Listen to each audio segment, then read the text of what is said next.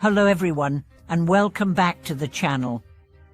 I'm so glad you're joining me for another deep dive into the teachings of the Buddha and the wisdom they offer for the challenges we face every day. Today, we are going to talk about a question that hits home for many of us. When life feels hard, when everything seems to go wrong, when we feel misunderstood, mistreated or rejected, is it really other people who are at fault? Or is there something deeper going on? Many of us carry a silent belief that if only the people around us changed, if they were more kind, more understanding, more supportive, our lives would be easier. We often believe that our struggles stem from someone else's wrong actions, someone else's failures, someone else's inability to meet our needs.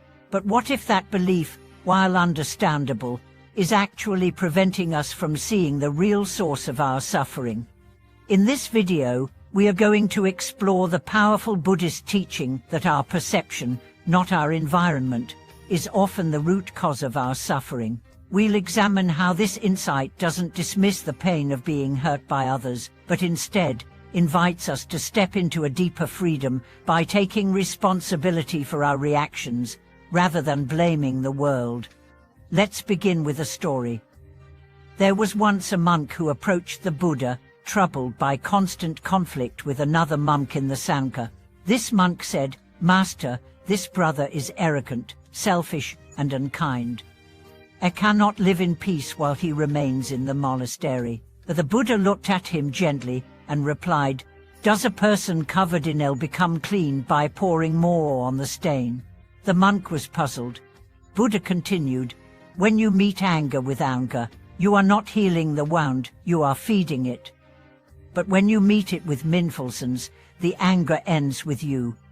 What the Buddha was pointing to here is a revolutionary idea that the real battleground is within us, not outside. It's not that others don't do things that hurt us, it's that our reaction to them is what determines our peace or suffering. We may not be able to control what others do, but we always have a choice in how we respond. Think about your own life. When you felt betrayed, judged, or ignored, what hurt you more, the actual event, or the thoughts that followed? How could they do this to me? So I always get treated this way. People never care about me. These thoughts, repeated day after day, create grooves in our consciousness. They become the lens through which we view life. Over time, this lens distorts reality. We begin to expect hurt, to see rejection where there is none, to react defensively to kindness, to live in fear of being hurt again. This is how suffering becomes a habit. Buddhism teaches us that pain is inevitable, but suffering is optional. What does this mean? Pain is the unavoidable reality of being alive. We will be disappointed. We will lose people we love. We will face illness, aging, and death. But suffering, our mental and emotional resistance to that pain, is something we create. And because we create it, we can also uncreate it. This is where mindfulness becomes so powerful. When we are aware of our own mental habits, we can begin to dismantle them. Instead of reacting automatically, we pause, we breathe, we observe. And in that pause, a new possibility arises. The chance to respond instead of react, to understand instead of judge, to soften instead of harden. This isn't weakness, it's strength. It takes far more courage to forgive than to blame. It takes more strength to be kind than to be cruel.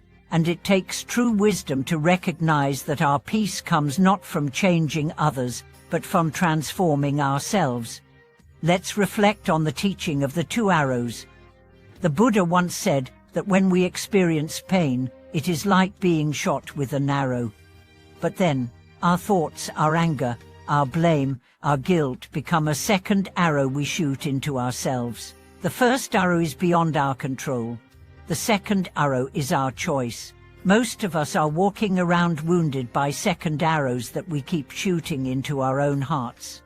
But it doesn't have to be that way. Imagine what would happen if, instead of saying, "They hurt me," we said, "I am feeling hurt." That small shift moves the focus from blame to awareness, it opens a door to healing. When we acknowledge our pain without blaming others, we begin to reclaim our power. We are no longer victims, we are participants in our own liberation. This is not about excusing bad behavior. It's about recognizing that clinging to resentment only deepens our suffering. Forgiveness, in this sense, is not about condoning, it's about freeing ourselves. It's saying, I will no longer let your actions control my inner peace. Let's consider another story. A lay follower came to the Buddha, enraged because a neighbor had insulted him publicly. How can I meditate with this anger in my heart? He asked. The Buddha responded, if a man offers you a gift, and you do not accept it, to whom does the gift belong? The man replied, to the one who offered it. Exactly, said the Buddha. Then why accept his anger? This is one of the most liberating truths in all of Buddhism. We do not have to accept the emotional offerings of others. If someone gives you anger, you can decline. If someone offers blame, you can say, no thank you. If someone projects their pain onto you, you do not have to carry it. But how do we develop this strength? It begins with practice, daily mindfulness, compassion for ourselves, patience with our emotions. When we meditate, we begin to see that our thoughts are not facts, they are passing clouds in a sky that is vast and unchanging. The more we identify with the sky, the less we are disturbed by the weather. We also begin to notice patterns. Maybe we always feel rejected when someone criticizes us. Maybe we feel abandoned when someone doesn't respond quickly. These are not flaws, they are wounds. But if we don't see them, we keep blaming others for touching them. The wound is real, but it is ours to heal. Spiritual maturity means turning inward, not to escape the world, but to meet it more skillfully. It means recognizing that the people who trigger us are our greatest teachers. They show us where we are still reactive, where we are still attached, where we are still wounded. Instead of saying, why are they like this, we begin to ask, what is this teaching me about myself? Over time, this inquiry leads to freedom. We stop needing the world to behave a certain way. We stop demanding that others meet our unspoken expectations. We begin to meet life with openness, curiosity, and grace. This is not an overnight change. It's a lifelong journey. But every time you choose awareness over reaction, compassion over blame, presence over judgment, you are walking the path of awakening. So the next time life feels unfair, when someone disappoints you, when you feel the urge to blame, pause, breathe. Ask, what part of me is hurt? What story am I believing? Can I meet this moment with kindness? That is the work of a true practitioner. That is the beginning of real freedom. Thank you so much for watching this video. I hope this message has brought you clarity, strength, and inspiration. If you've experienced a shift in your own journey from blame to awareness, I would love to hear your story in the comments. And if you found this teaching helpful, please subscribe, like, and share it with others who may be walking this same path. Until next time, may you meet each moment with mindfulness, each challenge with compassion, and may you continue to awaken to the truth within